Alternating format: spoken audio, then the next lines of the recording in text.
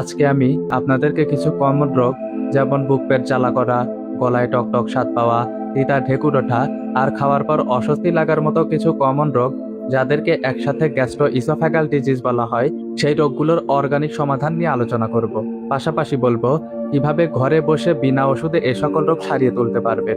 এই সকল রোগ ভালো করতে প্রথমেই যে নিয়মটা ফলো করবেন সেটা হলো প্রতিদিন সকালে খালি পেটে জিরা পানি খাবেন।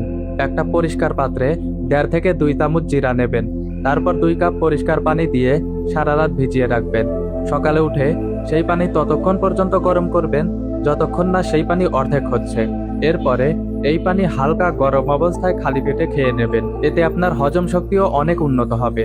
এভাবে 1 থেকে 2 মাস জিরা পানি খেলে বুক পেট জ্বালা করা, টক ঢেকুর ওঠার মতো সমস্যা একেবারে চলে যাবে।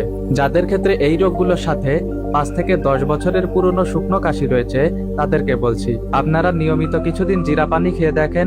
এই রোগগুলোর সাথে আপনার শুকনো কাশিটাও পুরোপুরি সেরে যাবে। আর হ্যাঁ, নিয়মিত জিরা পানি খাওয়ার পাশাপাশি এই 3টা জিনিস অবশ্যই মনে রাখবেন। 1. ঘুমানোর অন্তত 1 ঘন্টা আগে খাবার খাওয়া শেষ করবেন এবং রাতে একদম ভরপেট খাবেন না। 2. বাইরের বেশি ঝাল বা বেশি স্পাইসি খাবার খাবেন না।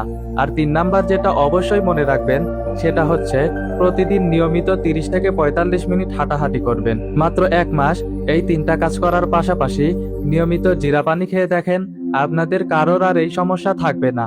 তারপরেও আপনাদের কারো যদি অনেক দিনের পুরনো বুক পেট জ্বালা করা, মুখ আর গলায় টকটক স্বাদ পাওয়া, তিতা ঢেকুর ওঠা আর খাওয়ার পর অস্বস্তি লাগার মতো সমস্যা থেকে থাকে তাহলে অবশ্যই আমাদের যাত্রাবাড়ি চেম্বারে চলে আসবেন।